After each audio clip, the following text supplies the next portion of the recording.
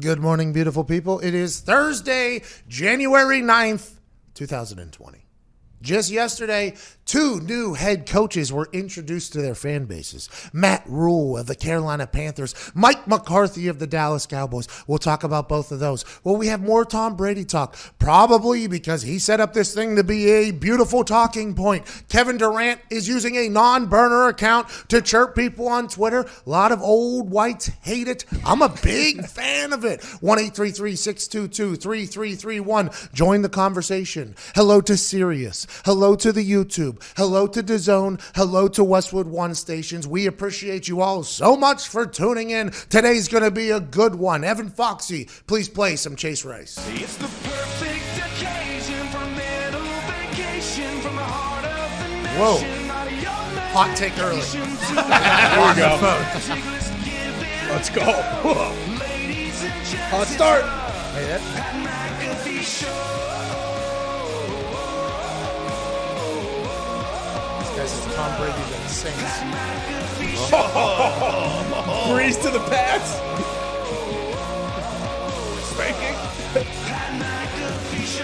Yes, it is, Chase Rice. The phone line is hot with a hot take now. Brandon in Lexington, Kentucky. We'll get to you in a little bit. The topic line here on the computer that I read says he thinks Tom Brady might go to the Saints. Yet again, Tom Brady has the entire world thinking that anything is possible, and I've never seen a human maestro an entire NFL like Tom Brady is doing right now. Greatest on the field, and I would argue greatest businessman off the field at this current moment. Darrelle Revis is somebody that's been talked about as a great businessman because he was making these deals that were guaranteed. They were short-term. He showed up, showed out, shut down an entire half of a field, and would continue to get broken off. The Patriots even broke him off, which is something that nobody does. Darrelle Revis, incredible businessman.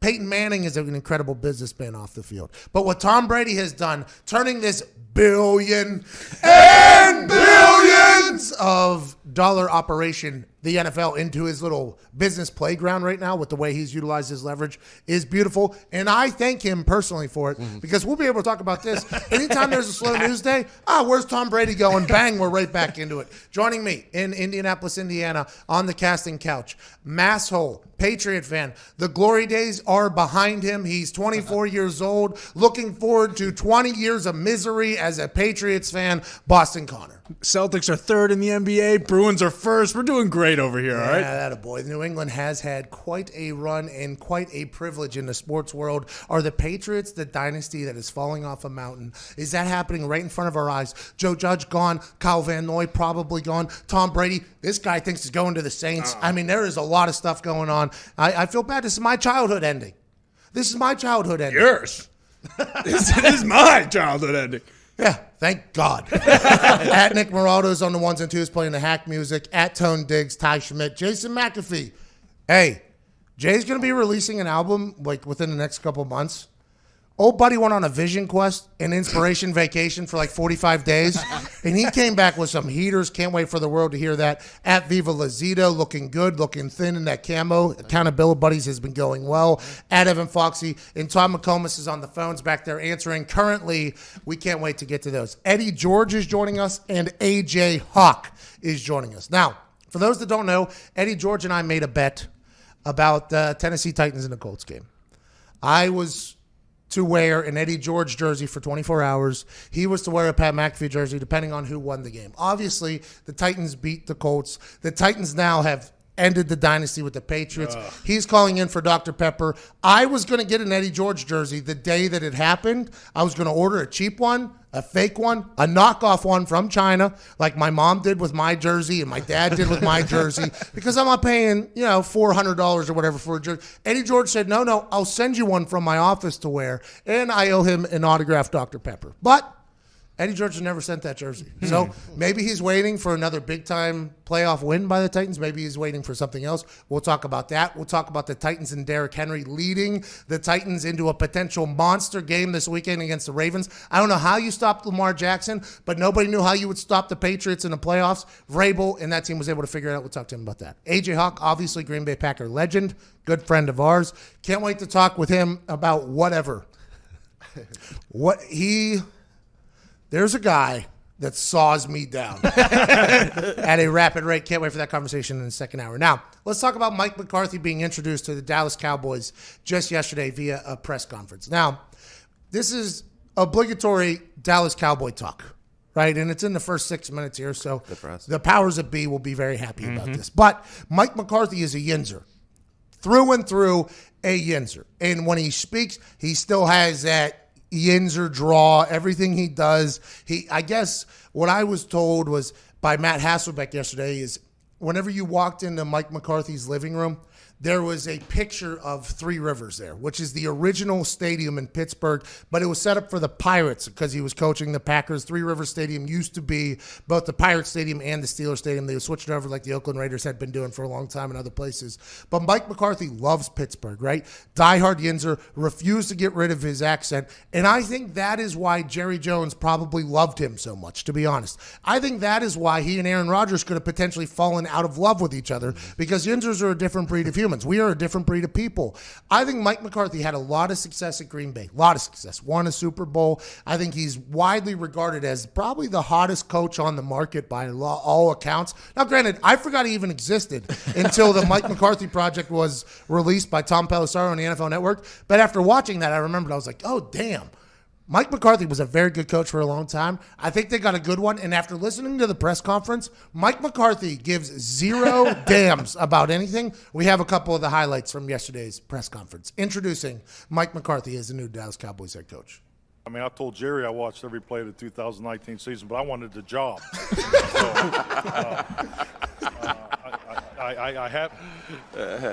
I haven't watched every play of the season, but it was just, I mean, you do what you got to do, right? Also, he said that now I love that mostly because when I was coming out of the West Virginia University, I was asked by a lot of coaches on whether or not I thought I was a kicker or a punter. I thought I was a kicker. I played in the Senior Bowl as a kicker, all this stuff, whatever. So Bill Polian ended up asking me after a workout with the Colts. And the workout with the Colts, it went well. I mean, I punted the ball well. I kicked field goals well for them. But the coach and I mean, he walked in, literally, the special teams coach walked in and said, I don't want to be here. There's two other guys I'd rather work out. Bill Polian forced me to be. First thing he said to me, this guy. And I was like, oh, this is great. Can't wait for this. He wore a Maryland Terrapin belt. And at that time, West Virginia and Maryland was a real rivalry. We worked out at West Virginia. So this guy, he comes in, he tells me he doesn't want to be there. Bill Polian's forcing him to be there. He's wearing like one of our rivals' belts, and then he just walks into our facility. And this guy, I mean, God bless him now that I know him. He's a Pennsylvania guy, loud, whatever. He was a good coach. But after the workout, I get on the phone with Bill Polian, right? He's like, hey, how'd the workout go? All this stuff. I'm like, oh, nice to talk to you. It went well. He's like, hey, I have a question. Have you ever held before? And I said, with 100% certainty, yes, I hold every single day. I knew there was a chance that I could punt. Mr. Polian, I've obviously have held before. I view myself as a good athlete. And he goes, okay, sounds good. Hangs up. I completely forget that conversation happens. I actually say after the workout, I hope I end up anywhere but the Colts because of the special teams coaching thing. I don't care if I end up in a CFL. As anywhere but the Indianapolis Colts for how my and that guy's first interaction went, right? So then you fast forward to draft day. I get drafted to the Colts. Mel Kiper buries me. Then I get to talk to Bill Polian. Hey, you're going to be our punter. I was like, excuse me. I forgot that we even talked about punting. Everybody else had talked to me about kicking. The next day, Vinatieri calls me, asked me if I ever held before because a lot of West Virginia people in the training room, so he'd watch me kick before. I had to come clean and say, no, I just wanted the job. Just like Mike McCarthy said, I just wanted the job. I like the fact, though, that Jerry Jones and Stephen Jones just learned about him lying to their face in front of everybody. And Steve, I don't know if it was Stephen or Jerry, but whoever was doing the in the mic, probably my favorite moment. There was a couple more clips also from that press conference that we enjoyed. But I do need to tell a story about Saturday night when I was here on the interview. And here I am sitting across the table, Stephen, Jerry Jones, Jerry Jr., Will McClay, Todd Williams, and Donner. Jerry's telling a story about the purchase of the Dallas Cowboys. And at the end of the story, he leans over to me and he grabs me by the forearm and reaches out to shake my hand. He says, and you need to be the coach of the Dallas Cowboys. So I jumped up and hugged him, but and I'll stop right there. We had a hell of a time. Just, from what I've heard, now I'm not going to be somebody that judges somebody, but I do believe Jerry Jones is a billionaire that has a good time. Now, there's been photos that have surfaced. There's been the Dallas Cowboys party bus that drives around Indianapolis, and every single combine, the Dallas Cowboys party bus drives around from club to club, and it's only about a half a block drive, and they leave the club, get in the bus, drive the bus half a block, get out of the bus to go into the club. Dean Blandino, by the way, was once spotted coming out of the Dallas Cowboys bus, which was a big ordeal. I mean, Indianapolis during the combine is what the younger generation calls lit. I mean, there are all the important people in the NFL are in town, and they are tearing this place down. I mean, you got billionaires going into restaurants and clubs. You got every coaching staff meeting up in back rooms of places, just getting absolutely hammered. All the head coaches are at places. All the special teams coaches are at places. Assistant coaches. Indianapolis is the perfect place for this, by the way, because everything's walkable. Everything's close. And I feel like, aside from my arrest, where I was walking down a street shirtless at 28-degree weather, slightly intoxicated, it almost feels like the city of Indianapolis gets it. They're like, hey, the NFL is going to show up on their spring break here during this combine, and things are going to happen. And that Dallas Cowboys party bus is basically the epicenter of all of that. Jerry likes to have a good time, and I think that's why everybody said you don't stay at Jerry Jones' house for a night and not take the job. Mike McCarthy, I think, stayed at Jerry Jones' house, and if he's a Yinzer like I think he is, they pounded beer with Jerry Jones. They shared stories. I'm assuming that Des Bryant catch, no catch came up in conversation, and I think they're going to be a beautiful relationship, to be honest with you. At what age do you think you start grabbing the forearm when you talk to people? Well, I think it's just like you Italians. Like whenever I was young, I was taught by one of my Italian friends' father that when you shake somebody's hand, right, and if they try to power you, like alpha you by turning the hand over,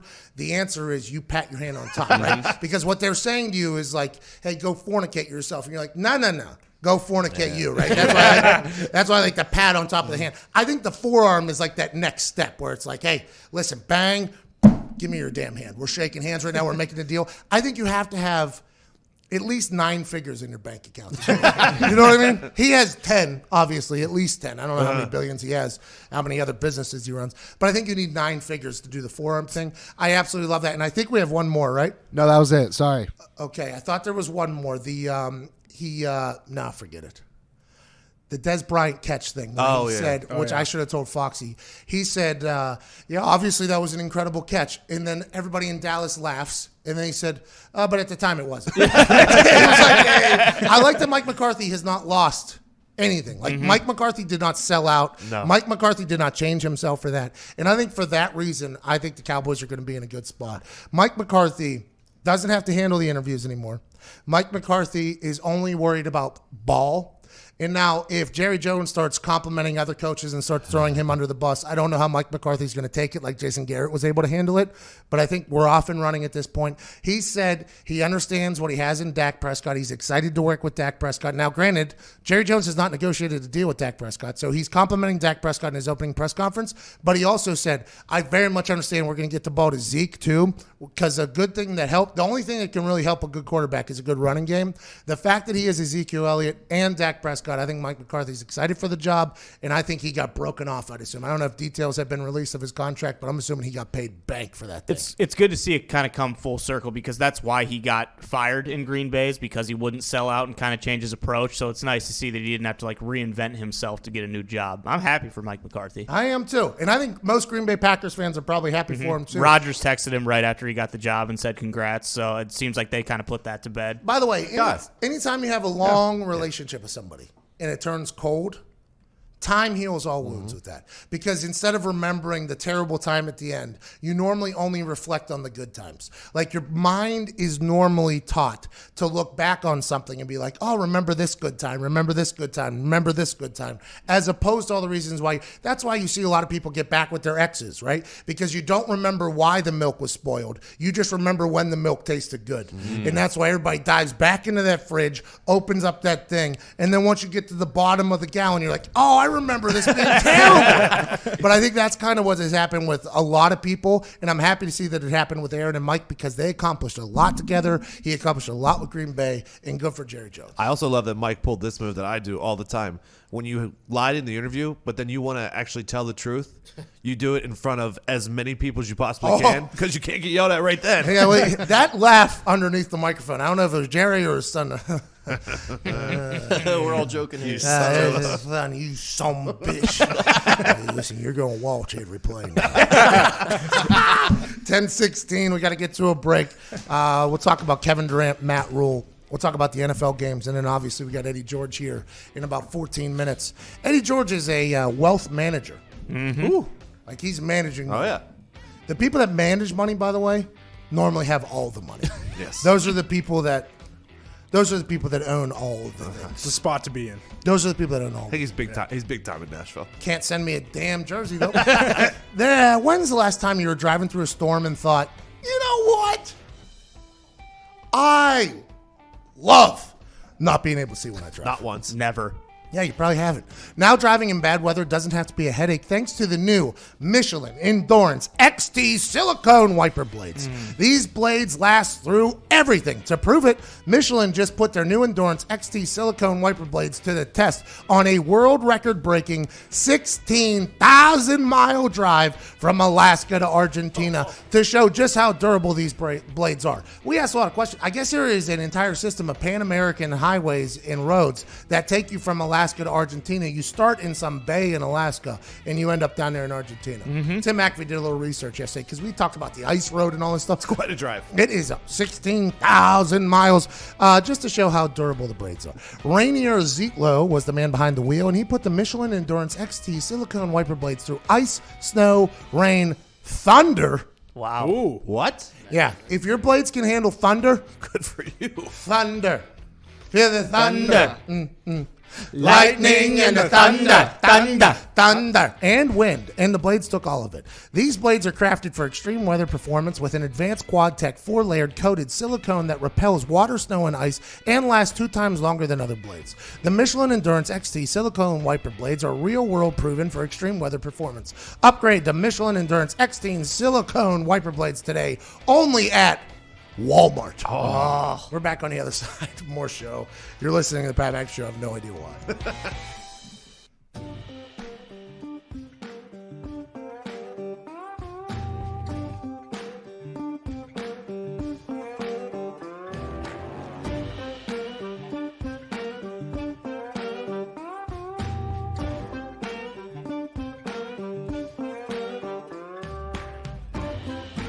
10 years ago, I had an undiagnosed heart condition, and erectile dysfunction was actually the first sign that something was wrong. Luckily, I'm a doctor, an expert in sexual health, and Zach's dad. Not everyone has a doctor in the house, and some health conditions can be really tough to talk about. We started Roman to change that. Now you can go online and chat with a physician. And if treatment is right for you, we'll ship genuine medication right to your door. If you're experiencing ED, hair loss, cold sores, or other issues, let's take care of it.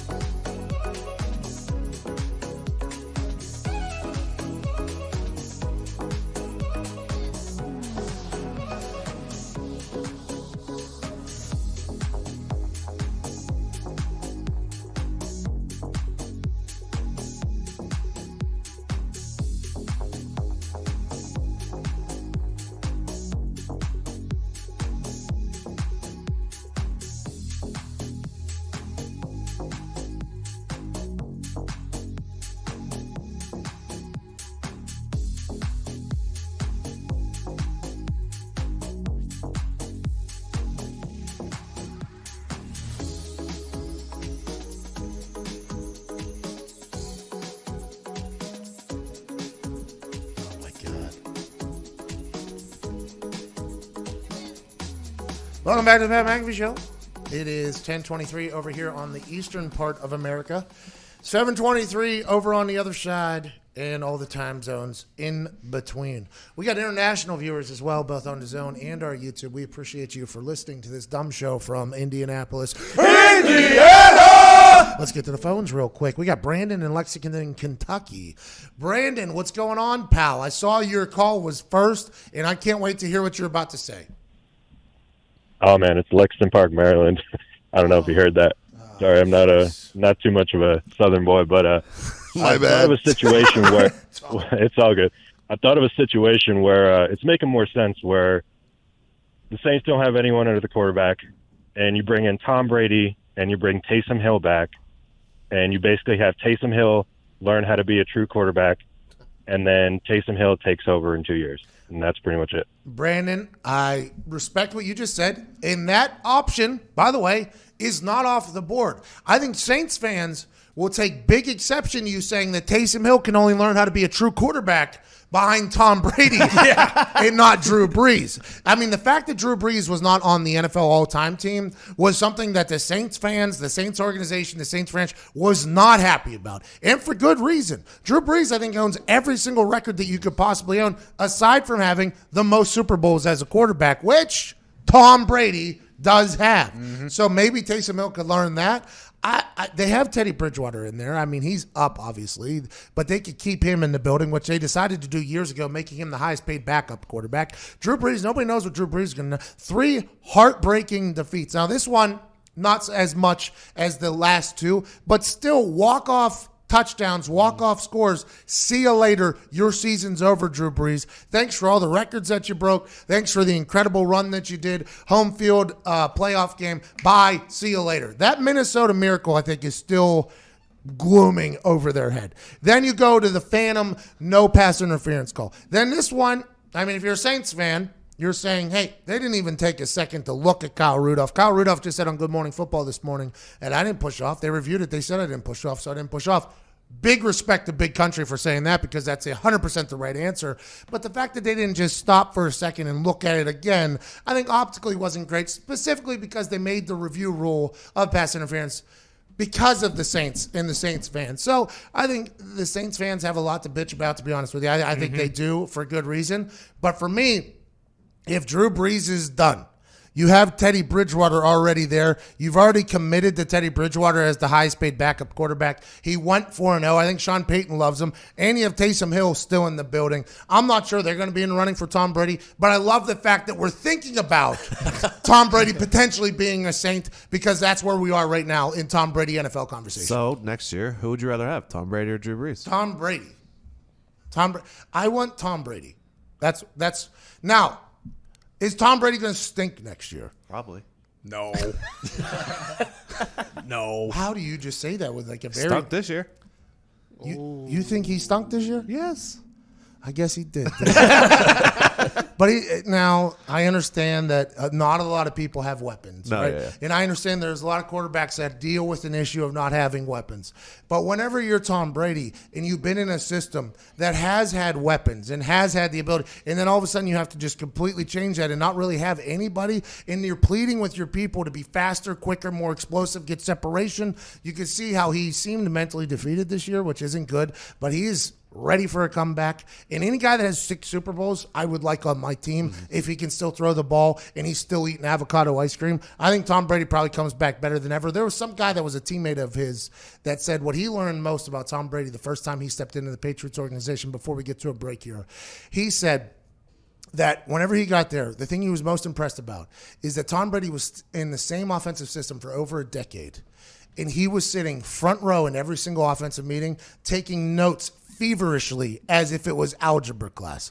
I think what Tom Brady has is this competitive drive that not only fuels him on the field but off the field as well, in the meeting rooms, in his diet, in his workouts, in all of these things. And we saw it in Tom versus Time. His life revolves around being a good football player. That's why you want Tom Brady in your facility, because you get a little piece of the greatest dynasty in the history of football, not a pretty big piece of the greatest dynasty in the history of football in your building to teach everybody else how you do it, how it's done. The Patriot way might be the Tom Brady way, by the way. We haven't found out whether or not the Patriot way works without Tom Brady in the building. I guess we'll find that out. But boy, all options are on the table for Tom Brady. He's got to feel damn good. I like Drew Brees.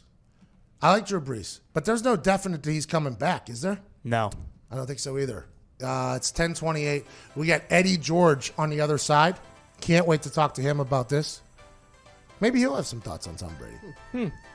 He'll probably say, who cares? He's not in the playoffs. Let's talk about Titans-Ravens. I can't wait to talk to him about that and Dr. Pepper and more on the other side. Living legend Eddie George joins us. This is the Pat McAfee Show.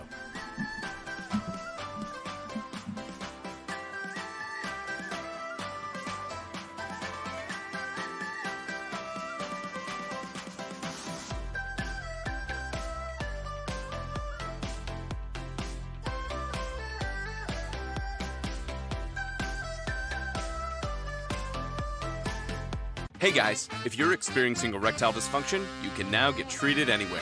Like here, even here. Okay, maybe not there. That's why we built Roman. So it's easy to get ED meds prescribed online delivered to your door. Just visit GetRoman.com, chat with a U.S. licensed physician, and if treatment is right for you, you'll get genuine medication delivered in discreet packaging. Get started with your free online visit at GetRoman.com/TV.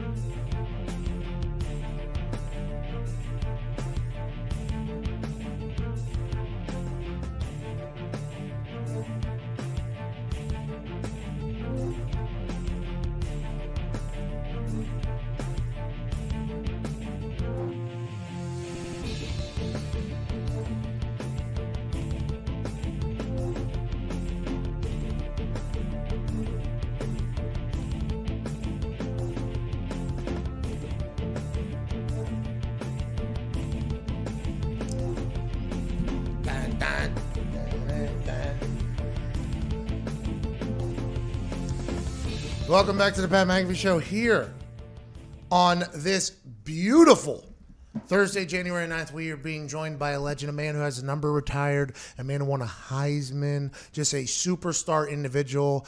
And obviously his name is not only synonymous with the Ohio State Buckeyes, but also the Tennessee Titans, who just knocked the Patriots off of their dynasty mountain. Ladies and gentlemen, Eddie George. Eddie. Pat, what's up, man? Eddie, first of all, incredible book collection behind you. Is that how you become a wealth management guy, reading all? There's no way you read all those books. I have over about a 10-year period. I've read every single one. Are you? Wow. Now, for those that are I'm joking. That's all for show. Okay. All for show. I was going to say, I have not read one of those books back there. For those that are just listening on the radio, Eddie is sitting in front of a bookcase that has, I would say, probably 500 books in it. It's one of the most impressive collections I've ever seen by one of the most impressive humans ever. Now, I have a question. We had a little bet on the Titans-Colts game. The Titans won. I was supposed to wear an Eddie George jersey. Yeah, I'm curious. Yeah, I was going to say, where's my jersey? Why aren't you wearing it, brother? What's going on? Well, I don't know if you remember. You know it was coming on. You had 24 hours to prepare for this. Yep. So what is the excuse? Well, I think what had happened was, you see, well, actually, what happened? Yeah, I think you were busy reading those books. You were supposed to send me a real one. I was going to buy a fake one. I'm supposed to. You say, I'm going to spend my money instead. How does that work? You lose the bet, and I send you a jersey? Okay, so what I was going to do was $1 jersey? No, I'm going to send you one with the iron-on number. How about that? I was going to wait until the Titans won the Super Bowl, which looks like... No. You're going to have to wear... If you go there, listen. If you go down to Miami, okay, you have to wear the jersey the entire week now because you can dig on the bet. And my friend, you're going to wear a cutoff jersey with nothing else underneath. So it's going to be a cut-off half jersey. I'm not wearing a bear belt underneath. All right, you have to do that the entire week at Miami on Radio Row. I cannot wear all right, I'll do that one. I'll wear the I got to lose a lot of weight. I need to get a lot of supplements. As you are right now. No. Off the holidays. Belly out, bro. Belly out. Hey, let's talk about the Titans, can we? We'll make that happen. All right, let's talk about the Titans. Also, first of all, hold on.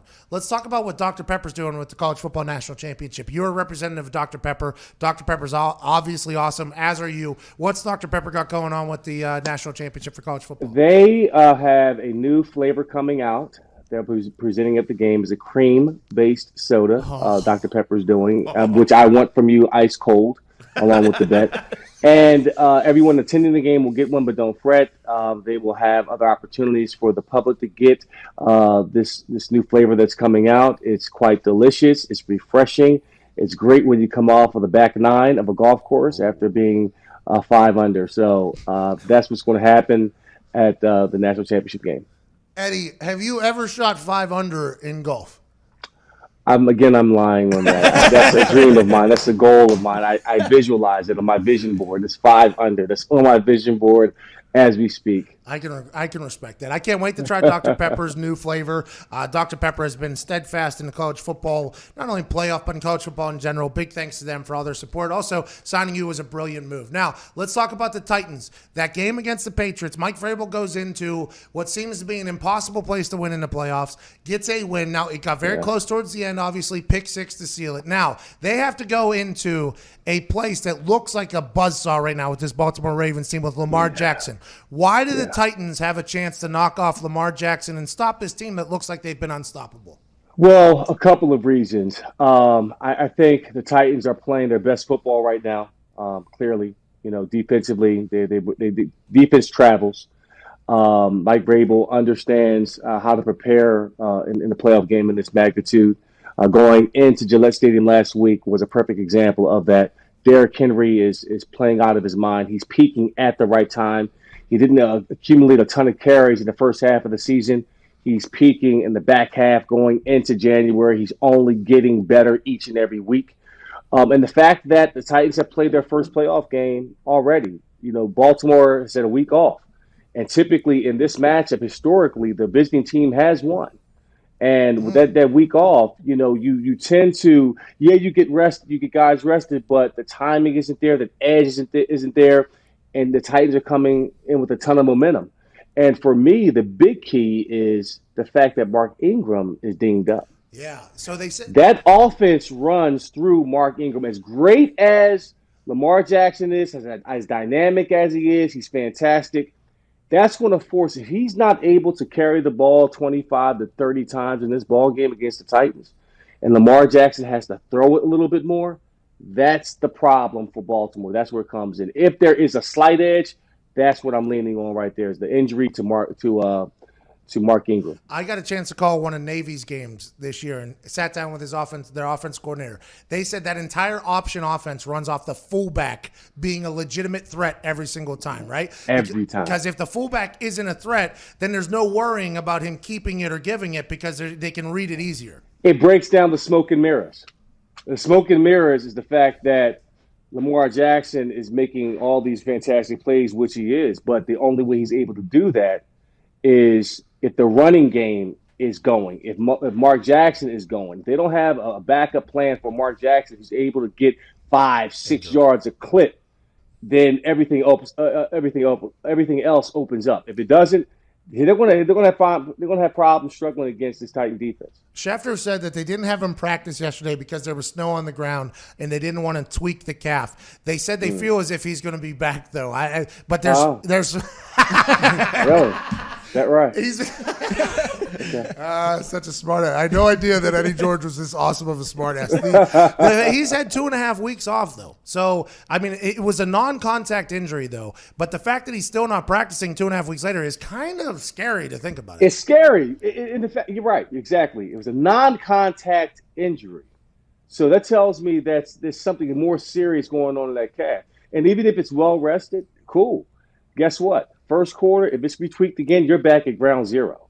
So it's thin ice when it comes to an injury like that, especially for an explosive back like Ingram. And again, everything runs off of the running back, that running game. And if he's not healthy, if he's not 100%, and the Titans realize that, I'm telling you right now, that offense will struggle against the Titans this Saturday. Okay, so the Titans obviously just knocked off the Patriots. There's a lot of conversation right now about what Tom Brady's going to do. There's people thinking he's going to the Saints. There's people thinking he's going with McDaniels to the Browns, the Colts, the Raiders, the Chargers. I think the Titans might be the only team that they said he isn't going to, and that might even be a rumor right now. In your eyes, he's 42 years old. He just posted on Instagram yesterday that he still has a lot to prove. What do you think happens? Do you think this is a leverage play with the Patriots so he gets maybe roster control or more money? Or do you think there's a chance that Tom Brady puts another jersey on? I think there's a serious chance that Tom Brady puts a jersey on. Otherwise, I think they would have figured out a way to extend him during the course of the season. I think at some point, the end is near, for this dynasty, for Bill Belichick, for Tom Brady. They have to have some type of transition plan moving forward. I do think there is still some more football left in Tom, maybe, 2 or 3 more productive years. And I'm curious to see how he does outside of a New England uniform. I mean, you think about it, they try to keep comparing him with whether it's Belichick or it's Brady. Now he has an opportunity to say, hey, I am the GOAT, but I'm really the GOAT if I go to a team like the Titans or the Raiders or the Cleveland Browns and make them competitive. He can go to Cleveland and just win one playoff game, he's a GOAT. You don't have to win a Super Bowl. Just get to the playoffs, have a winning season, and he's legitimately a GOAT. He has nothing else to prove. But, I think he's still productive based off of his workouts, the TB12 workout, the yoga, the avocado smoothies. I think he has a great chance to play 5 to 6 more years if he chooses to. 5 to 6 more years, Eddie? Because of the healthy fats. That's what I'm saying, the avocado. That extends you. Eddie, how long did you play? When did you retire? At what age? I retired at the age of 31. I went down to Dallas for a cup of coffee, and my heart wasn't really in it. I could have gone to a different team and played a different role, but it just wasn't going to be the same for me after that. I just wanted to end the inevitable and start on another career. And it was a difficult time, but you know what? I think I made the best decision in the end. Yeah, I think so too. You're doing obviously well. You got 500 books behind you. When you were in Dallas, I assume you got to learn about Jerry Jones. They just made a new hire with Mike McCarthy, who had a lot of success at Green Bay. It obviously ended a little bit ugly there with his relationship with Aaron Rodgers, but it was over a decade. I mean, that's going to happen. Sometimes people fall out of love with each other. Do you think Jerry Jones got it right down there? And do you think Jerry Jones will be able to get out of his own way and kind of let his team do his thing? And that's the key. You know, Jerry Jones has built a roster that's competitive. I mean, you look at that roster, there's talent all over the board. He has the running back check, defensive players check, the quarterback, all of it's there. The only thing they lack is a winning culture and an alpha male, a true alpha male, a leader in the locker room in terms of the head coach. And I was there when Bill Parcells was there, and that's as good as you're going to get in terms of a true alpha male. And it was an absolute disaster. It was dysfunctional. The 1 year that I was there. For that small sample size. So in being there is a power struggle between the owner and the head coach, because the head coach really can't do his job and get the groceries, if you will, and make key decisions on different players, and that's going to fit his system if Jerry Jones to say, well, I want to get this guy for marketing or whatever. So I think Jerry has to say, hey, you know what? I have to delegate all these the opportunities and decision making to my head coaches, let them do their job and take hands off and control his ego and let them do their thing. And I think they can have a winning product. Okay. I'm excited to hear that. The Mike McCarthy press conference yesterday he seemed confident that he was going to be able to do his own job. Like he seemed. Yeah. And Mike has a strong pedigree. I mean, he's a strong pedigree. He's won a Super Bowl. He's been in playoffs. He knows what a winning product looks like. He knows how to coach. He knows how to go out and get free agents. He knows how to draft players. He understands all of that. So I think that he can bring in a system, and he's a quarterback guru.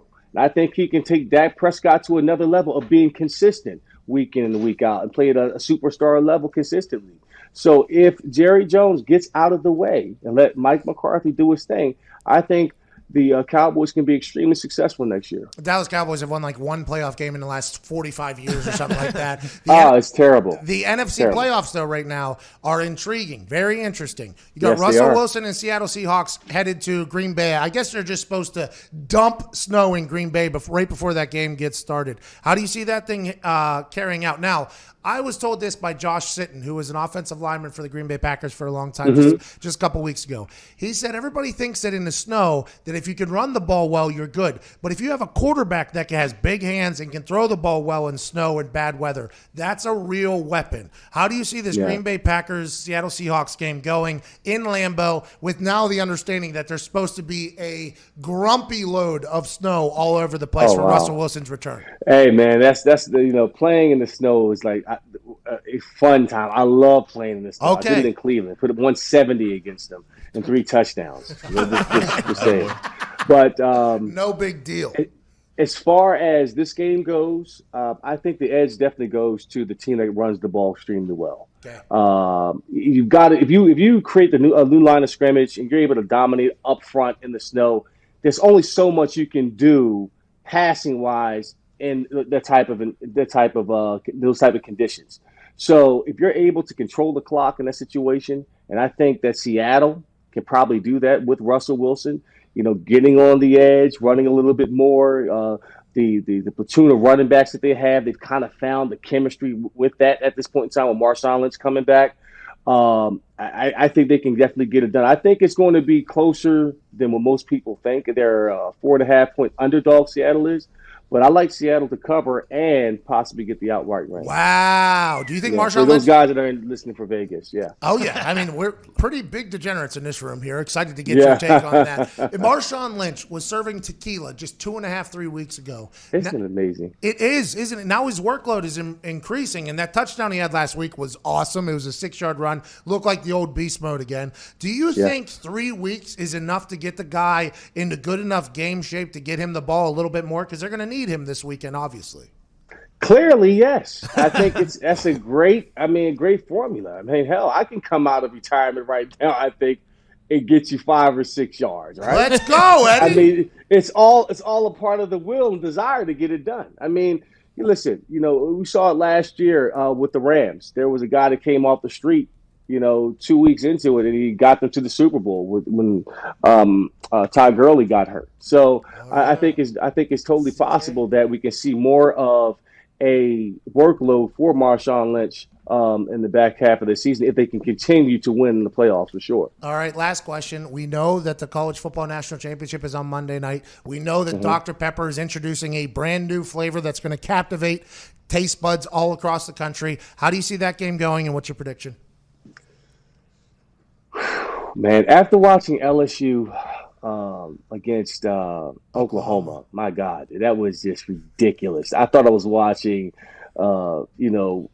a video game. It was crazy. But I think that Brent Venables, the defensive coordinator for Clemson, will find a game plan that will kind of unravel and rattle a Heisman Trophy winner. I think we've seen them peak a little bit, and there was a lot of time between this game. So I think it's going to be a close game.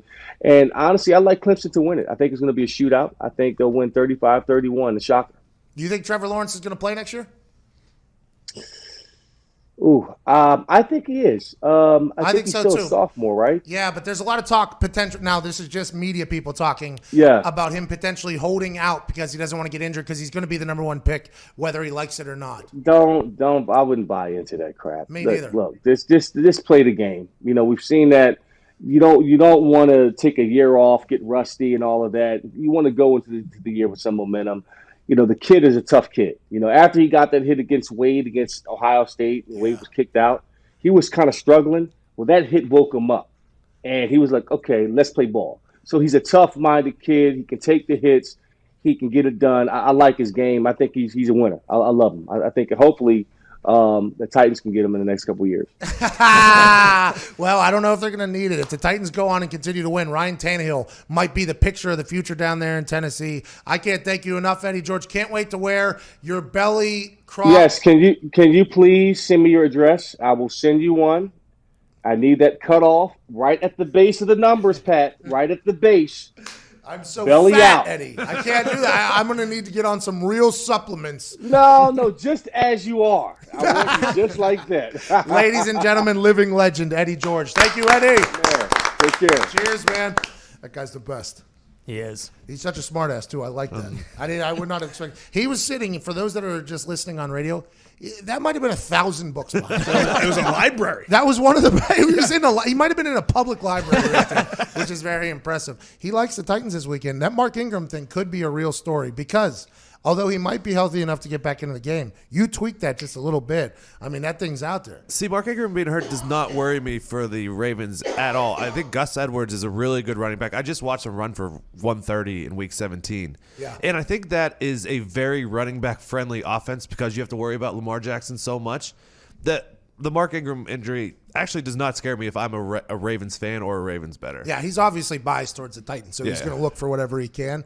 He also likes Clemson outright, and I think he likes Seattle outright too. He might be going against this room completely in every single bet that we have, and I don't know how I feel about it. Well, you talked about the running game. I don't know why we're just acting like Aaron Jones is chopped liver, like he's some bum. That's a Green Bay Packers I'm running just back. saying, like, Gotta give him the ball. And well, they will. And Green Bay's O-line is much better than Seattle's is. I don't know. I mean, Eddie George knows a little bit more than I do about playing football, but still, take the Packers. This is how awesome Eddie George is. In that bookcase behind him, he admitted he bought all those books and just for show, not to read. He had 3 books over his left shoulder on the third shelf in the middle that were books for dummies. He not only didn't buy the book about the topic, he bought the For Dummies book for show. Which, respect. Especially a guy that's wealth management for dummies. That's his entire career. He did say he's going to send us a jersey, though, by the way. Mm-hmm. I mean, he's got a lot on his plate. I understand he's managing billions and billions of dollars down there in Nashville, but you got to do what you got to do. Let's get to Zach in Moose Jaw, Canada. Welcome back, Zach. Moose Jaw. Moose Jaw there. What's up, boys? Hope everyone's having a great Thursday. Oh, don't you know? We're having a good one down there, eh? Aye. It's like minus 20 degrees Celsius. I'm freezing. My nipples are perky. I don't know what to do. Hey, Eric, Al, I'm not sure exactly what that is in American temperature, but it sounds a bit chilly up there, eh? Pretty chilly, pretty snowy. My question for you today. After that playoff game, after the regular season, I thought Jameis Winston was the most electric quarterback. But after I watched Josh Allen sling a 50-yard bomb to his fullback, that was the best. I'm questioning that. So who is more electric, Winston or Allen? It's got to be at this exact moment because we don't know if Jameis is going to be back in the NFL. It has to be Josh Allen. Josh Allen looking to pitch that ball with a minute some left, throwing it way over the guy's head out of bounds, immediately catapults him in a playoff game to the top of the electric factory. But Jameis Winston's right there at number 2 because he can keep both teams in the game at any given time. I got a lot of reaction from Tampa fans, by the way, agreeing with us that he should take like a normal contract, prove himself, and then get broken off later. We'll talk about that. We'll talk about the coaches. We'll talk about Tom Brady. We'll take more calls, 1-833-622-3331. We'll see you on the other side. This is the Pat McAfee Show.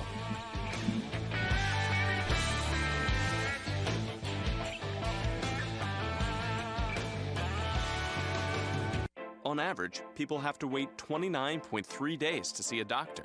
Anyone living with erectile dysfunction, hair loss, or cold sores knows that kind of wait just won't work. That's why there's Roman, the digital health clinic for men. Complete a free online visit, and you'll hear back from a U.S. licensed physician within 24 hours. If medication is right for you, Roman delivers it with free 2-day shipping, always in discreet packaging. Get started today with a free online visit at GetRoman.com/TV. Roman, let's take care of it.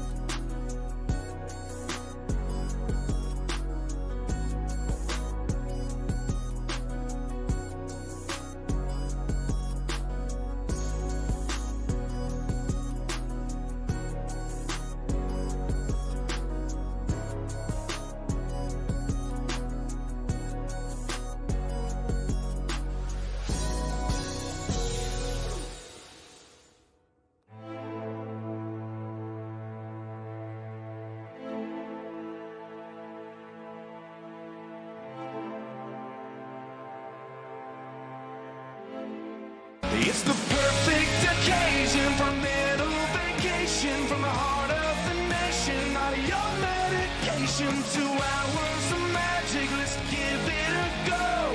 Ladies and gents, it's the Pat McAfee Show.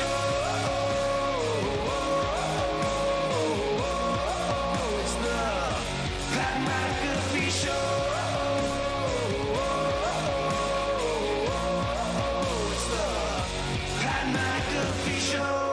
Yes, it is, Chase Rice. You handsome son bitch. Welcome to the Pat McAfee Show here on this beautiful Thursday, January 9th, 2020. If you missed the first hour, you missed some magic. We had Eddie George on here to talk all things Titans. He likes the Titans going into the Ravens territory because Mark Ingram is potentially out. All the Baltimore Ravens fans, including Jimmy's Famous Seafood, has chirped in and said, Gus Edwards just put up 130 yards against a defense that was better than Tennessee. They're not worried about it. That is something, though, that Eddie George, who's an all-pro, Heisman winner, massive running back, is looking into. I think the Titans-Ravens game is going to be a fast game. It's going to be a ground and pound game. The weather's going to be nasty. The Baltimore Ravens fans are going to show up and show out. That is a fan base that doesn't get enough respect on being one that impacts games. I'm excited for that game, obviously, this weekend. Joining us on the casting couch at Boston Connor, who has looked in the mirror and realized that the dynasty that was the greatest dynasty in sports that the New England Patriots have had for the last 20 years is officially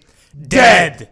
I haven't looked in a mirror in years, so I don't know what you guys are talking about. Smart, but I do believe that the writing is on the wall that the Patriots are dead. I think at this point, if Tom Brady goes back to the Patriots, I think there'll be a lot more conversation than if he goes somewhere else. I think it's almost expected at this point. Now, granted, this is all outside noise.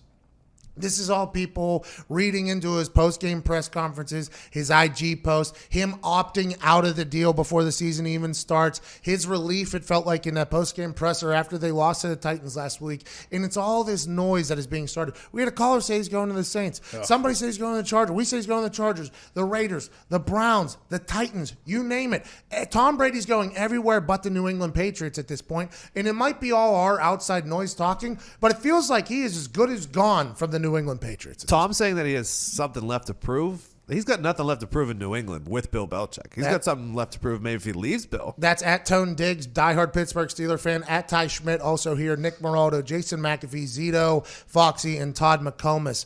Do you have the same feeling that everybody else has as a Patriot fan? The mindset has to be that he's not leaving. You think that him and Bill Belichick are just going to work this out? Him, Kraft, and Belichick are going to have a little, hey, let's have a sit down. And you think they're going to make an offer that Tom Brady can't refuse? Or do you see it just as everybody else sees it, that he's probably done and gone? And oh my God, the Patriots, this thing that we've lived with for the last 20 years of being dominant and finding ways to win with asterisks all over the place. But that's what happens when you're at the top of the mountain. People throw rocks at shiny things. The shiny thing of the NFL for the last 20 years has been the Patriots, and now it feels as if it's done. Is that how Patriots fans are starting to look at this, or do you guys feel like he's coming back? It's all nerves right now because everyone is saying he's gone, he's gone, he's gone.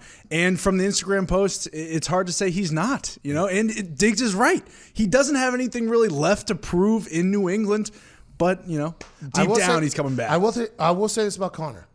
Connor is one of the most realistic Patriots fans I've ever been around. He said that they stunk about week 12. Mm-hmm. Okay? Now, granted, they went on to win some games, and he backpedaled. He's like, I didn't say that. He did say that they stink. Texted it. And then going into the Titans game, he even said, this one worries me a little bit because of what the Titans are able to do.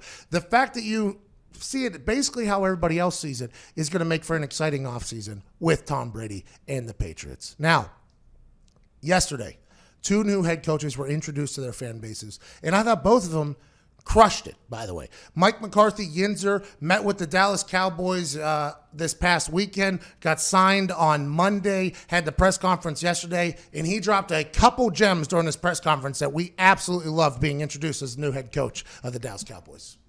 But I do need to tell a story about Saturday night when I was here on the interview, and here I am sitting across the table, Steven, Jerry Jones, Jerry Jr., Will McClay, Todd Williams, and Jerry's telling a story about the purchase of the Dallas Cowboys. And at the end of the story, he leans over to me and he grabs me by the forearm and reaches out to shake my hand. He says, and you need to be the coach of the Dallas Cowboys. So I jumped up and hugged him, but and I'll stop right there. We had a hell of a time. But no, that's a moment. That's a moment, and that's a story I'll be telling the rest of my life. So I would imagine that's the case. Everybody said that if Mike McCarthy went to Jerry Jones' house, there was no way he was getting out of there. And now we have to remember on Saturday night, Jason Garrett was still not released as the Dallas Cowboys head coach. The stories had come out and now had been released by every insider that whenever Jerry Jones was looking to let Jason Garrett know that he was on his way out, he was no longer going to be the head coach, Jason Garrett was pleading with him for another opportunity. He was telling him, I can still do this. I can still do this. So while he was doing that, Jerry, as a smart man who's been around a long time, was like, while this guy cries, we need to go find the future of this team. Okay, this franchise needs a new leader. Everybody's been saying it, and hell, I agree with him. I wanted to fire him week 7, but just can't do that. He's a son to me, although he won't get a damn penny after he leaves here. We need to go out there. He saw that Mike McCarthy project, I think. I think Jerry Jones saw the Mike McCarthy project, which Tom Pelissero and the NFL Network put out, and Jerry was like, that's our guy. We still haven't let Jason Garrett. I don't care.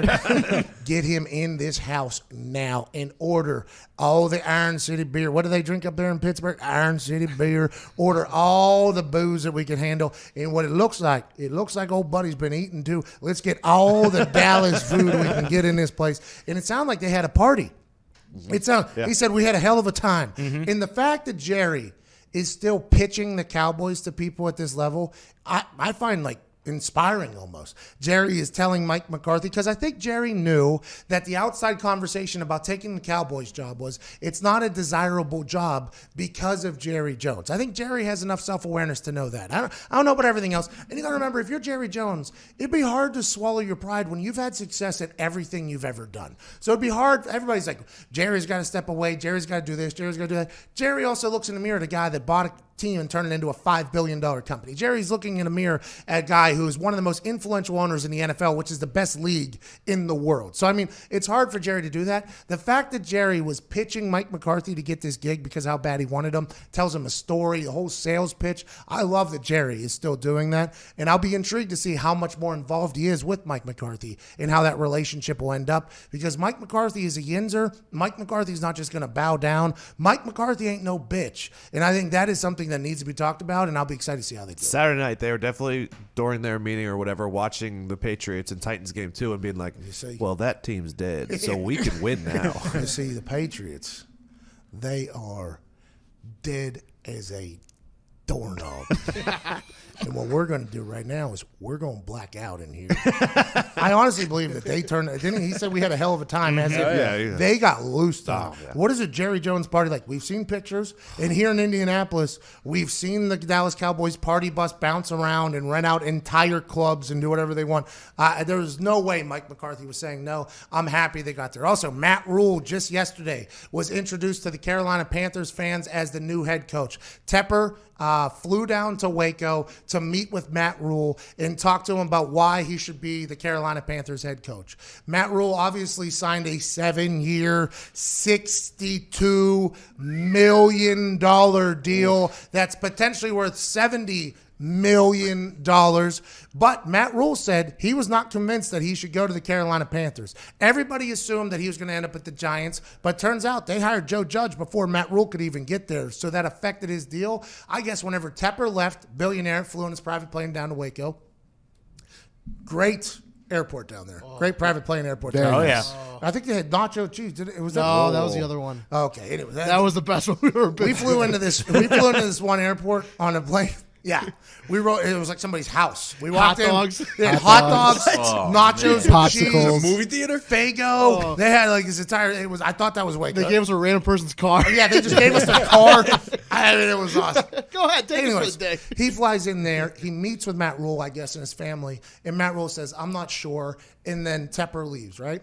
I guess Matt Rule's wife said, "What are you doing?" And he said, well, I'm not sure if I want to go to the Carolina Panthers. I guess Matt Rule's wife said, you're going to work for that guy. Because I guess Tepper, who's a Pittsburgh guy, went in there, a Pennsylvania guy, went in there and laid out the type of franchise he wants to have, the type of organization he wants to have. He said he's from the Steelers. He wants to have a very consistent head coach and a very consistent message. And you're the guy we want to start that with. And I guess his kid also came down the stairs after that meeting and said, are we going to Carolina?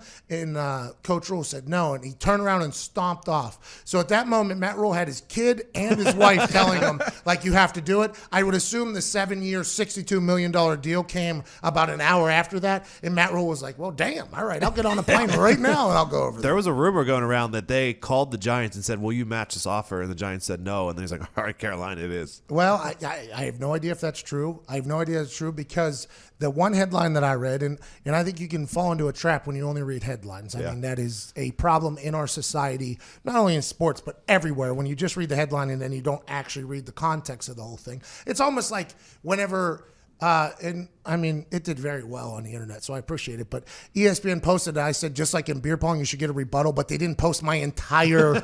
So some people just saw that, and I get people, in beer pong, though, you sink 2 balls in the cup, it's over. I'm like, yeah, but listen to the entire. Shut up. But whenever you only read a headline, you can kind of fall for the trap. The headline said that the Joe Judge deal is what led Matt Rule to Carolina. Matt Rule did an incredible press conference yesterday, rallied the troops, basically told the fans what they can look forward to. He was everything that I saw whenever I got a chance to meet with him, whenever we had the Baylor game and then see him again down at College Game Day. And the big question that we've had now is, who's the quarterback going forward? When you sign a 7-year deal as a head coach, they're basically saying, hey, you can rebuild this thing if you want. Now, they're not going to let Christian McCaffrey get out the door, because if you have a good running back, you're good. Cam Newton didn't play this year. Will Greer did not play great. Kyle Allen played well and then didn't play great. But they're basically telling Matt Rule that you can do whatever the hell you want. We talked to Steve Smith Sr. yesterday, and he said dealing with an organizational change, a lot of it revolves around the interview that you have with somebody, whether or not you're going to keep that. Matt Rule talked to Cam Newton for the first time yesterday on the phone, and this is what he had to say about it. You said you talked with Cam Newton yesterday. What did you take away from that conversation?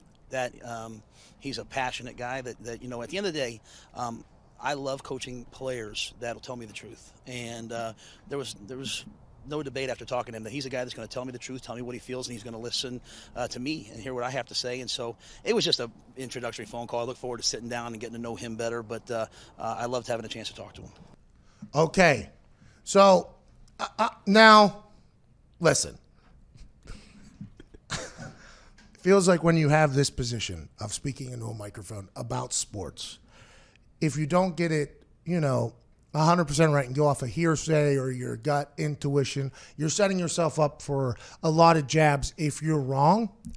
I don't think that sounded like a guy that's going to stick with Cam Newton. That now Matt Rule could be legit, because after that conversation, after that in that interview, after that particular topic, Matt Rule says, like, a lot of guys get a chance to learn about the team that they're going into. He said, I literally just got done with this Baylor season. I don't know enough about Carolina Panthers to tell you all my answers. So Matt Rule legitimately, I think, doesn't know what he wants to do yet. I think he even said, I have to talk to the owner and general manager about what we're going to do with everything going forward. Just need to remember this. If they let go of Cam Newton and let Cam Newton go somewhere else, like Chicago, for instance, if Cam Newton is gone, they save $19 million. The biggest thing you could possibly have whenever you're trying to build a franchise is money and draft picks. So let's assume they can't get any draft picks because they'll just let him go. They'll release him. I don't know if anybody will trade for Cam Newton right now, maybe like a 3rd or 4th rounder. I'm not sure if anybody's going to give him good, because nobody knows what Cam Newton's at right now.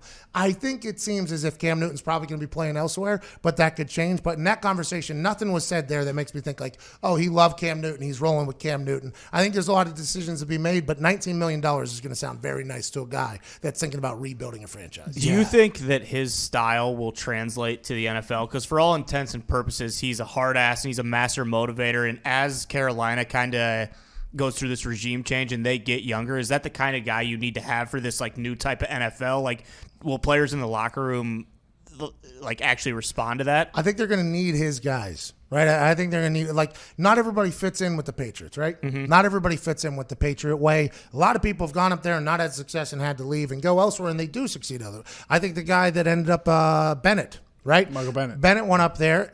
He's a great player, great football player by all accounts. Said all the right things going in there. Hey, I'm just playing my role, want to win. But he ended up leaving because I don't think he got in with the Patriot way. I think they're going to have to find guys that want to do things the Matt Rule way, right? 7 years, $62 million is a hell of an investment. They're saying, hey, this is your team.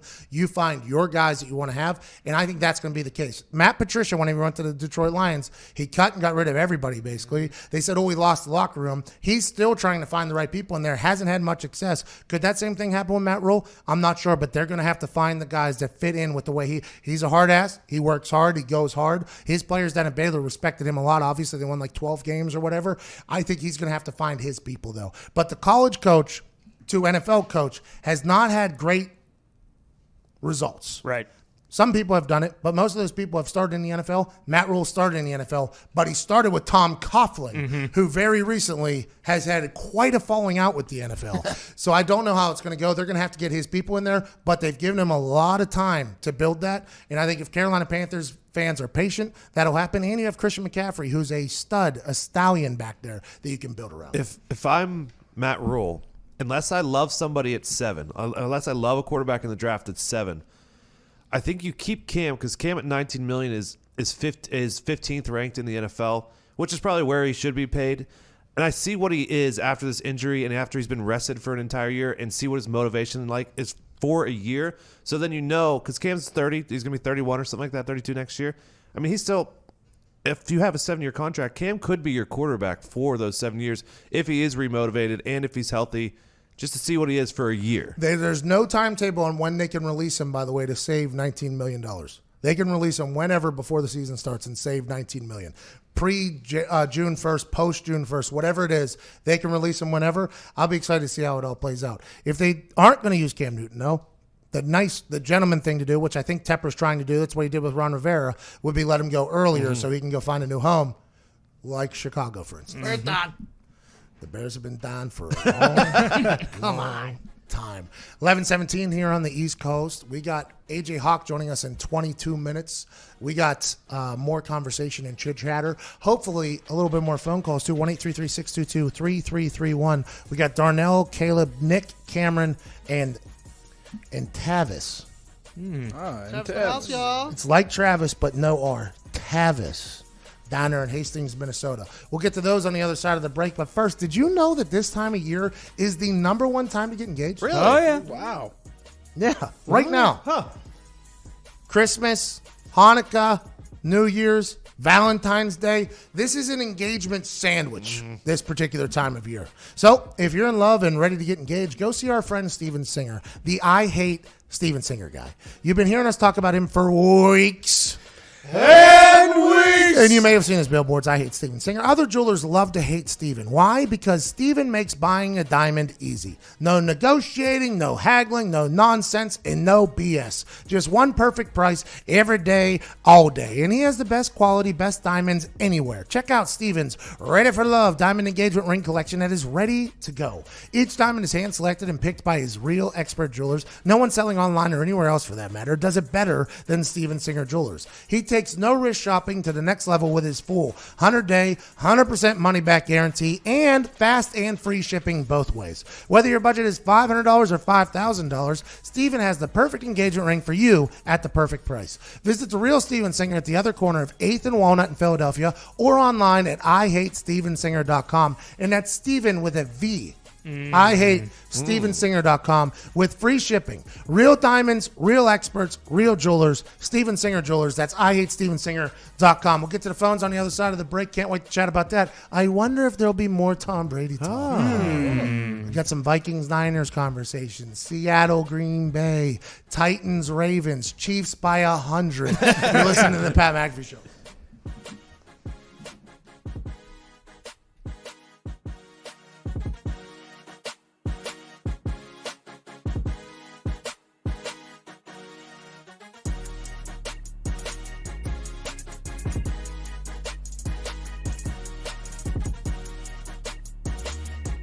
Ten years ago, I had an undiagnosed heart condition, and erectile dysfunction was actually the first sign that something was wrong. Luckily, I'm a doctor, an expert in sexual health, and Zach's dad. Not everyone has a doctor in the house, and some health conditions can be really tough to talk about. We started Roman to change that. Now you can go online and chat with a physician. And if treatment is right for you, we'll ship genuine medication right to your door. If you're experiencing ED, hair loss, cold sores, or other issues, let's take care of it.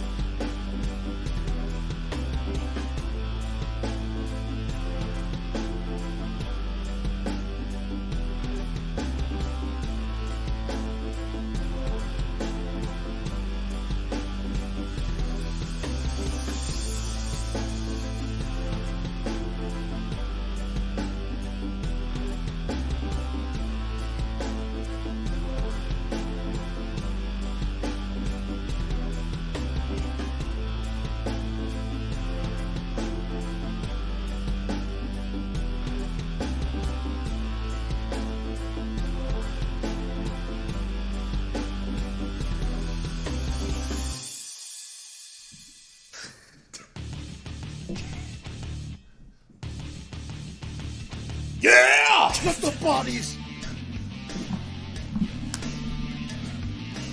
Welcome back! What is this, a little heavy metal here? Extreme metal. Thought Batista was going to walk in here. Give me what I want! Pop! I need a Mountain Dew right now. Welcome back to the Pat McAfee Show.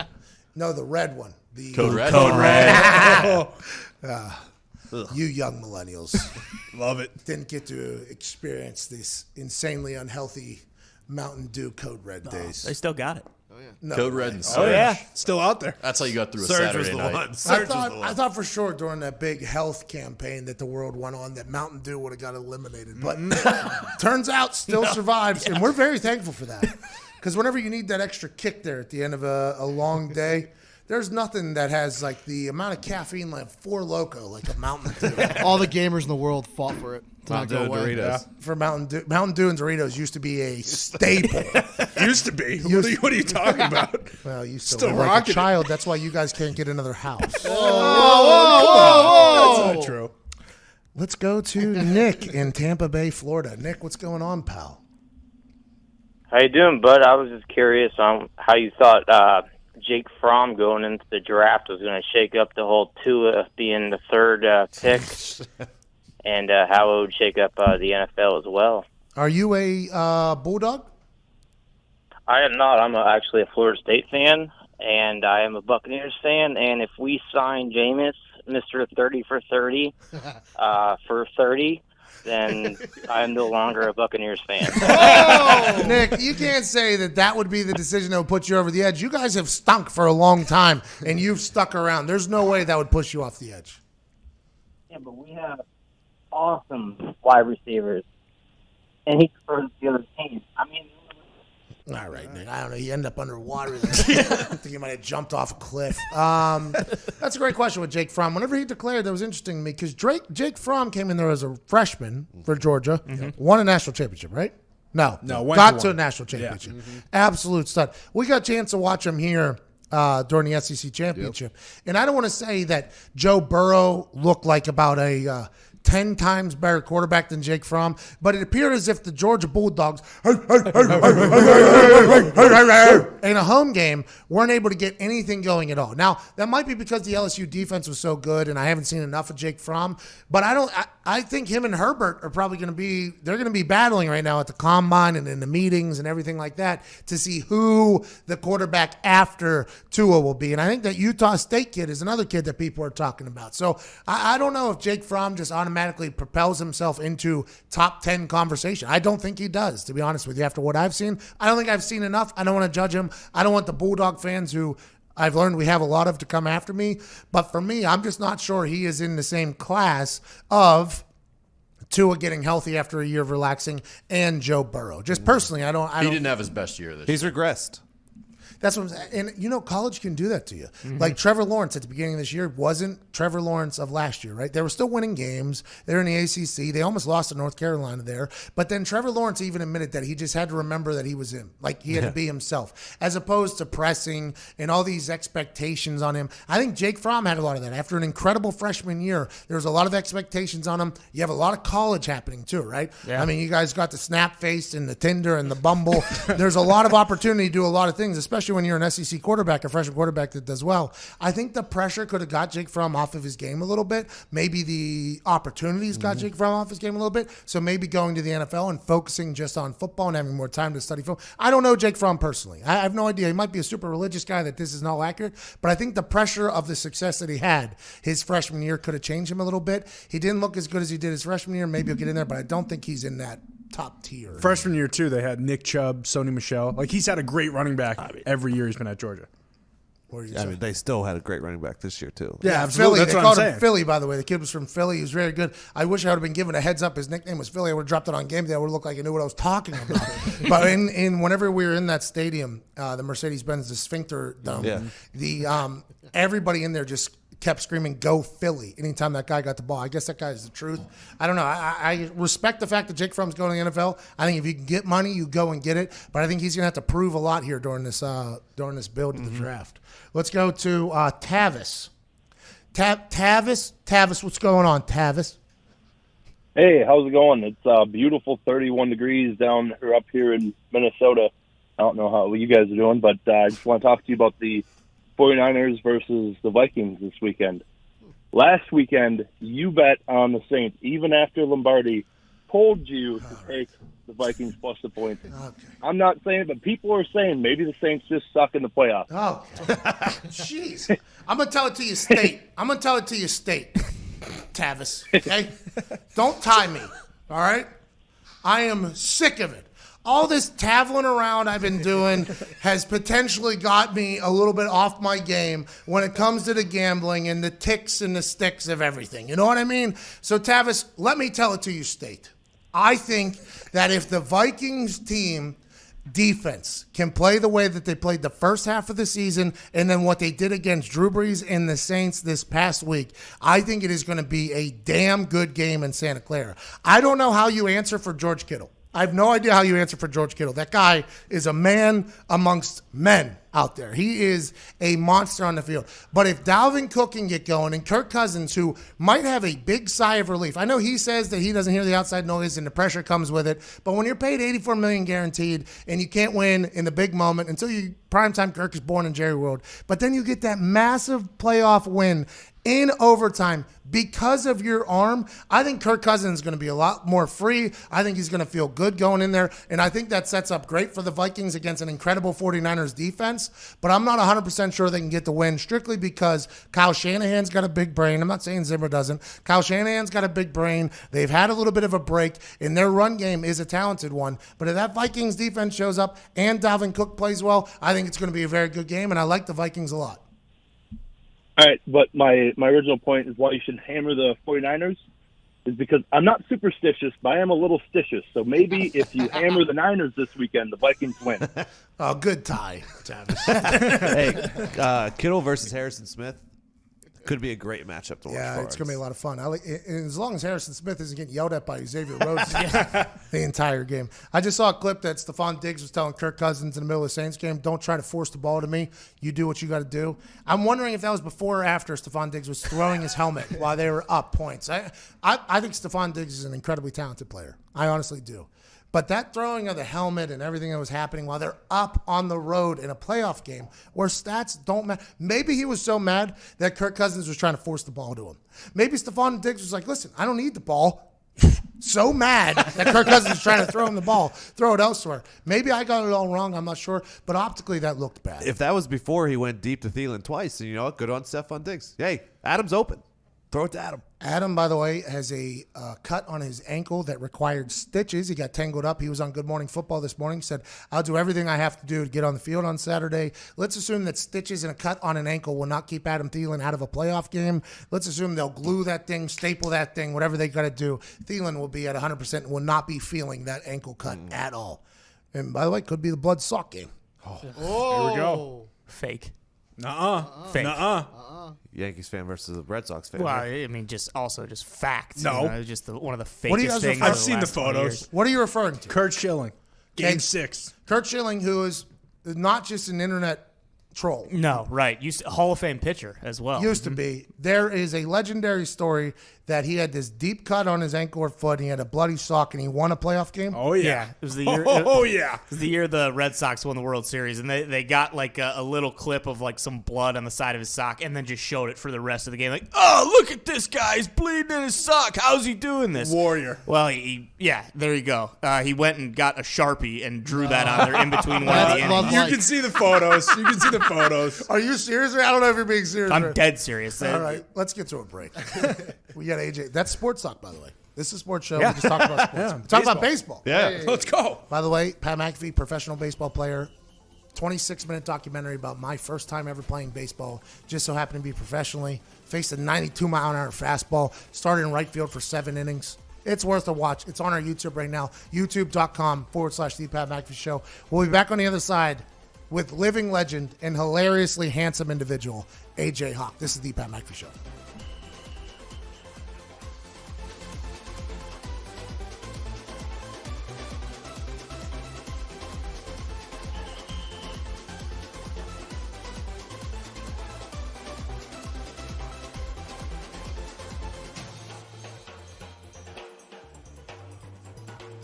Hey guys, if you're experiencing erectile dysfunction, you can now get treated anywhere.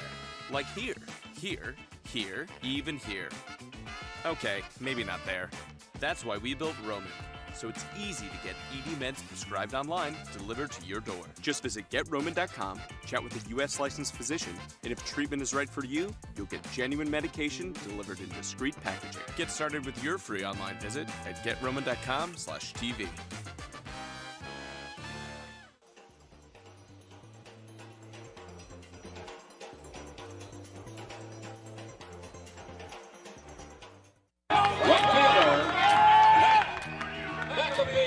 Oh, shit. Hey, Steven, fuck you.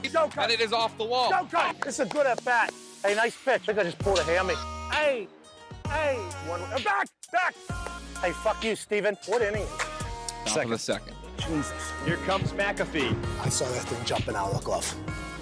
Hey. What was that? Would have been nice to take a nap earlier. Another throw first. He's going back on it now, coming over the center fielder. Harris makes the catch. Cousin! James, what was that? And the catcher goes, I had to give you one. 1-1 pitch. Let's go! Line drive. Oh, right son of a at bitch! the This is a good at-bat. Oh, in my head, it was like, oh, yeah, you're going to drop this for sure. What the fuck are you even doing here? Why'd we sign up for this? What's going on? It all comes down to this. My last at-bat. Hey, I'm going to get on. You bring me home. This is your life on the line, fucker. Let me tell you something. You're going to take an L, okay? You're going to take one. So I think that the close your eyes and swing method is perfect. Oh, this is hardball. Oh, yeah. Oh, my God. Oh, my God. Jesus. You have no prayer. Number 1, right fielder, McAfee.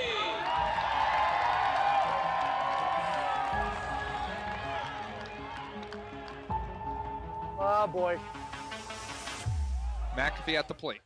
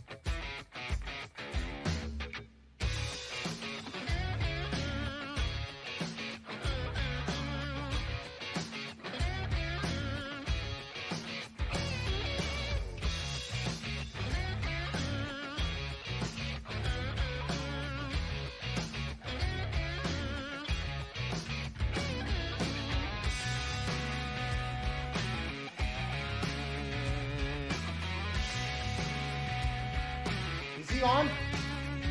Yes. Ladies and gentlemen, welcome back to the Pat McAfee Show. Joining us now is a guy that's won a Super Bowl. He's a living legend. He's handsome from the Ohio State. You can hear him talk on, I think, Sirius. He talks on Sirius. I think he's on Fox. I think he's everywhere. Ladies and gentlemen, AJ Hawk. Yeah. There he is. What's going on, man? Coming to us from a barn. Yeah, it's a fake background, Pat. I respect that. You're a professional. This weekend, massive weekend for our best friend, Aaron Rodgers. Have you talked to him? What has he been saying? He seems to be getting a little chirpy with media people that have been talking down about how he's been winning and how they've been playing. It feels like this is a nice game for Aaron Rodgers to come punch people in the mouth. Has he been getting chirpy this week with them, like during media stuff? They showed him on things. Yeah, like last week he said, like, you guys keep saying we're winning ugly. The only thing that matters is we're winning. And then there's people that are saying things. And we all, listen, I think it's very well known. Aaron Rodgers does hear that stuff. And I think that kind of fuels him a little bit. Have you talked to him this week? How's he feeling? There's supposed to be a snowstorm. He's got that house in Malibu. What's going on? Yeah, I've talked to him a little bit this week. Yeah, I mean, I think he's excited. Why not? I think every quarterback in the league that plays at an elite level, Pat, has some kind of chip on their shoulder where they, they don't want to. They're not trying to prove the haters wrong or whatever. But yeah, they thrive, and when people tell them they can't do something, and I think he feels like, hey, you say it doesn't look pretty. We're not that good. We're not clicking on offense. Sorry, we got 13 wins in a first-round bye. Like, sorry, it's not good enough. Yeah, I was sitting on a get-up desk, and it was a couple of days after they said that Ryan Tannehill was a better quarterback than Aaron Rodgers and all this stuff. And I tried to flip the table at one point. I was like, this is absolute lunacy right now. But I will say this. Aaron Rodgers a few weeks ago said that he can see hole 18 right now. And I think that was a motivational message he was trying to send to the locker room. Like, hey, there's not a lot of these types of opportunities left where we have a good team, we have a good setup for a playoff run. Is that how you took that? And have you talked to him about what his potential future is? No, I mean, over the years I've asked him how long he wants to play and everything. And I feel like he's like thinking, well, why even worry about that right now? I think he could easily play 5, 6, 7 more years. And like his arm's not going anywhere. The arm strength is still there. As long as he can find a way to stay healthy, which he did this year, I think he still fights through things that other quarterbacks may even sit out for. Like, I think he's playing through a lot of stuff always that he may. I don't know what he does in the offseason to get ready. Goes out there to Malibu, works out up at the top of the hill looking at the ocean and feels pretty good about himself. So I think he could easily play 5, 6 more years. Last year, whenever I called the Lions-Packers game, it was revealed to the broadcast crew, which I was part of, obviously, commentator, NFL commentator. I guess there's a job opening up. Wouldn't mind being third man in the booth. But it was told about all the injuries that he was playing through. That was not being talked about by anybody else. Like he had like a groin. I think he had a knee at one point. It's never talked about with Aaron Rodgers. Nothing is ever talked about whenever it comes to that man in a way that is like a positive spin for Aaron. It's always a negative spin. And I enjoy watching him go just kind of stick it to people. Yeah, I think he thrives in that role. Doesn't everybody? Like, don't yes. you? After you got arrested for allegedly swimming, weren't you pumped to get back out there on the field and bomb a punt, and then you instantly start doing your little celebrations and sticking it to the haters? There's no reason to bring that up. There's no reason to bring that up, AJ. Like right now, I am thriving, okay? I am at an all-time high, and you just had to bring up a moment where my mugshot was compared to Gary Busey and that other guy, the Carrot Top. And you just had to bring that up. I didn't know Carrot Top was arrested. What do you mean you're doing great? You're thriving right now. Urban Meyer hates you. I think it's a great he does. He and I have buried our beef, by the way. I'm past it. I think he's going to be the next coach of the Browns, by the way. You live in Ohio. Who do you think the people – you played for Cincinnati, which – I mean, you guys are great at football. But the Cleveland Browns, let's talk about them. Who do you think is left for a good hire for the Cleveland Browns, AJ? I mean, isn't it all hands on deck to try to get Josh McDaniels there? That's what it seems like right now. They may surprise us, though. They may go grab somebody. Maybe Saleh, the D coordinator for the Niners, he seems like a guy that would thrive in Cleveland. I'm sure they've inquired about Urban. I just don't know if he is willing to go and take that step right now. How do you feel about college coaches going to the NFL? You and I are big rah-rah guys. We need to be motivated every single day to go out and do our jobs. Matt Rule, who started in the NFL with Tom Coughlin, then he went to college, had success at Temple, Baylor, and now he's with the Carolina Panthers. There's always this thought about college coaches, if they succeed in college, they'll be able to succeed in the NFL, and I'm just not 100% sure that's true. That's definitely not 100% true. I mean, look at Nick Saban, one of the greatest coaches of all time. He tried it for a little bit in Miami. Didn't exactly work out. I mean, your circumstances have to be there. The ownership, the GM, everything has to be in place. But Matt Rule, I know he's a friend of the program here for you. We sat there in a production meeting with him, and he said to me in the production meeting, he said, "I'm like the least fun head coach to ever play for." And I said, "What do you mean by that?" And he's like, "Well, I don't have like music blaring and warm ups. We don't do this. Like we're just all about ball all the time." But his players still buy in. So he's got something going on. I mean, Matt Rule got interviewed for a head coaching gig in the NFL, after his first year at Baylor when they went 1-11. So obviously there's something that these executives in the NFL know about Matt Rule. There's something special about him. So I think he should be all right in Carolina. Do you like Mike McCarthy to the Dallas Cowboys? You get a chance to obviously play for the guy. The Mike McCarthy Project was this video that captivated me and a lot of people to remember how good of a coach Mike McCarthy was. Do you think he and Jerry Jones are going to be able to get along? You think he's going to be back on top? I think that's a big reason he got that job. I think from the second he landed in Dallas, he and Jerry hit it off right away. And it's a unique situation to play or to coach in Dallas when the owner is doing a media scrum in the open locker room next to all your naked players doing media scrum too. Like you got your owner standing there holding court. That doesn't happen anywhere else in the NFL from what I have seen. Jerry does a couple radio shows throughout the week. So it's a different kind of thing you have to handle there. And Mike McCarthy knew that coming in, but I mean, why not? Who wouldn't want to be the head coach of the Dallas Cowboys? If you're looking at your resume and you said, okay, I won a Super Bowl coaching the Green Bay Packers, one of the most historic franchises ever. Now I'm taking over a global brand that is the Dallas Cowboys with Jerry Jones. Like, you're always going to be in the headlines. You're going to have talent on the team. I think it's a great situation. What happened with Mike McCarthy and the Packers? You think it was just too long in one place, kind of went stale? I guess. I mean, maybe change of scenery. People always think that. I mean, I think I've said to you before, like when you have Aaron Rodgers on the team, you're expected to be competing for the Super Bowl every single year. And when you're not, who are they going to point to first? They're going to look at the head coach. And unfortunately, that was McCarthy. And now hopefully it's a good redemption story for him. And LaFleur has come in Green Bay and done a great job already. So, yeah, I don't know. You know, whenever things aren't going well, you always think like, oh, the grass is always greener. You know, you got to move on from him. So I think he just got stale, I guess. I don't know. I mean, who knows why people make these decisions? The perception of complacency has changed the NFL in all things completely. I mean, if you appear that you're complacent with whatever your team is without making a drastic fire or a drastic hire, it's almost like now with social media, everybody can turn against you, like very quickly, even your fans. It feels like that happens on a very regular occasion. There's no more patience. There's no more like, hey, we got to build this team. We got to do this. We're going to have to take our lumps. Nowadays, it's like, you win right now or you get the hell on out of here. Yeah, maybe it's partly because of all these young offensive-minded play callers coming into the NFL. And, I mean, Sean McVay having success early on, not as much this year. Maybe that's it, where they're always thinking like, oh, man, we got to catch up. We got to stay ahead of the curve. We got to do what these other teams are doing to do well. We can't just keep this guy in here and hope to be mediocre or be an average team that gets beat in the first or second round of the playoffs every single year. So, yeah, they don't have much time. I mean, look at Freddie Kitchens. I live in Ohio. People were juiced. I went to a camp, to a practice in Cleveland this past summer, and everyone's like, oh, yes, we're going to the Super Bowl. Freddie's the man. Here we go. And then halfway through the season, they're saying Freddie's lost control of the team. He has nothing. He can't take control of these guys. Baker Mayfield's speaking his mind to the media, which I think he should always do. I respect that. I hope he continues to do that. And we'll see who they bring in there. It's going to be interesting to see what happens in Cleveland. Baker Mayfield, the best actor in the NFL right now. His commercials, every single one of them.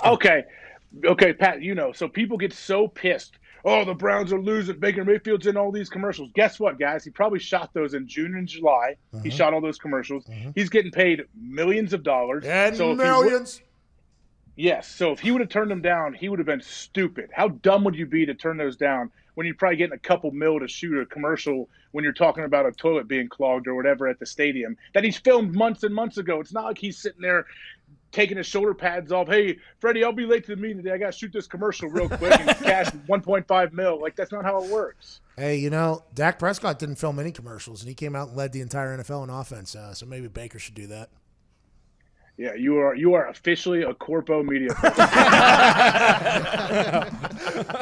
That was a real statement that was made by people on television. I just wanted you to know that was a real. What I just said was a statement that was said by a lot of people. Dak Prescott shot 0 commercials, even though he had the Salvation Army one and the yogurt one and the other Sleep one. Number. Yeah, Sleep Number. Campbell's soup.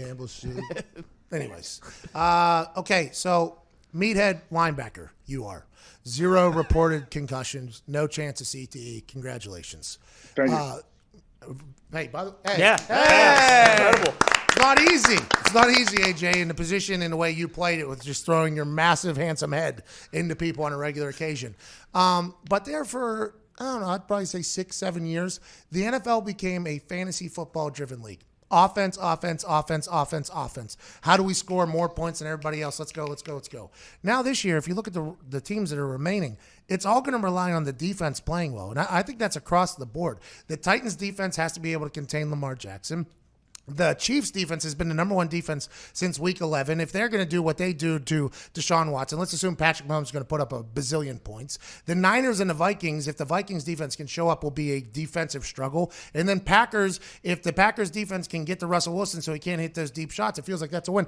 Defense is going to decide these games. Is that standard and we just got lost in the numbers on the offensive side of the ball? Or is this kind of how it's always been or what's going to be going forward? I mean, it kind of always goes back and forth, I think. It's still slanted towards the offense, which I agree it should probably be that way. I want to see points being scored, too. I don't want to watch a bunch of punts and field goals. No one cares about that except for you. You're the only one there. So I think what the hell is this dude's problem? Just get back to the defense, will you? Please. Jeez, man. First off, also, I don't know who I am to you anymore. Why do you had a booker? Why are you going through agents to get me on the show? No. I FaceTimed you yesterday, wanted you on the show because I got an email saying you were on the show. And I was almost like, why is AJ not just telling me he's coming on the show? Why are you going through bookers? Why are you going through agents? What is your Are you too big time? You got a fake wooden wall behind you? You got to go through a booker, through an agent to get on the hottest rising show in all of the land? I just text me, AJ. If you got something to say and you want to say something on my show, just text me. First off, your people reached out to me. I didn't ask to come on. I'm not promoting. I'm not wearing a Duracell shirt like I'm me trying to pump something up. I'm not here pumping anything. So I got a text, hey, Pat McAfee show would like to have you on. They can do 11:20, 11:30, 11:40. And I'm like, sure, I think I can do 11:40. Okay, cool. And he starts to send me like instructions kind of. I was like, yeah, I know, Pat. I know those guys. It's cool. Like, I didn't know that happened. I don't need instruction. I don't even know who booked you. If it means anything, I just get an email that says who's on the show. You know, I got a lot going on, AJ. But when your name popped up on there, I was very excited. I went to FaceTime you immediately. You didn't answer, obviously, because this is what AJ does. No, he gets booked by agents, and then you don't answer FaceTimes. I wanted to FaceTime with you. I've been busy. I missed you. I was excited for this conversation. Did you FaceTime me while you were on the air? No, directly afterwards. I'm a professional. Okay, good. I know you are a professional. But, yeah, I mean, getting back to your defensive thing, I think you're right. I think you're right, man. I think it's interesting to see. I'm curious about that Packers-Seahawks game. I mean, Russell Wilson's going to have a hell of a day to beat the Packers at Lambeau Field. And I think that Packers defense is going to find a way to get a bunch of pressure. We'll see how much Russell can elude the pass rush, and then maybe they can get Marshawn going a little bit. They're going to have to get some kind of run game going just to keep the ball out of Aaron's hands, I think, if they want a chance to win. All right, we got about a minute left. Who do you think wins this weekend? Who's in the Super Bowl? What, do you want me to go through each game right now? No. What do you mean? Just tell me who's going to be in the Super Bowl, will you? Who's going to be in the Super Bowl? Green Bay and who in the AFC? The Chiefs will be in the Super Bowl. Oh. And, yeah, I think there's a good chance they play Green Bay. Okay. Well, Mr. Hawk, I want to let you know, it was an honor getting to speak with you. I'm happy my people reached out to you. Yes. Thank you very much. I can hear the music playing us out, so thank you for having me on the show, Pat. I cannot wait to go through bookers and do this again in 6 months. We have 35 seconds left in the show. Do you want to give like a little motivational speech to everybody to have the best Thursday of their entire life? Or No, I'm not. I'm against that. But you know what, Pat? I appreciate you fighting the good fight for us to where, like you said, someone said, oh, Dak Prescott didn't shoot any commercials, led the NFL in passing yards or whatever he did. That's a great thing. We need someone like you, a sane, rational voice to, I guess, straighten people out, keep people on the path and not worry about all the garbage out there. Well, I appreciate you. We'll be back tomorrow without AJ Hawk. This has been a great Thursday. I hope you have the best Thursday of your life. This has been the Pat McAfee Show.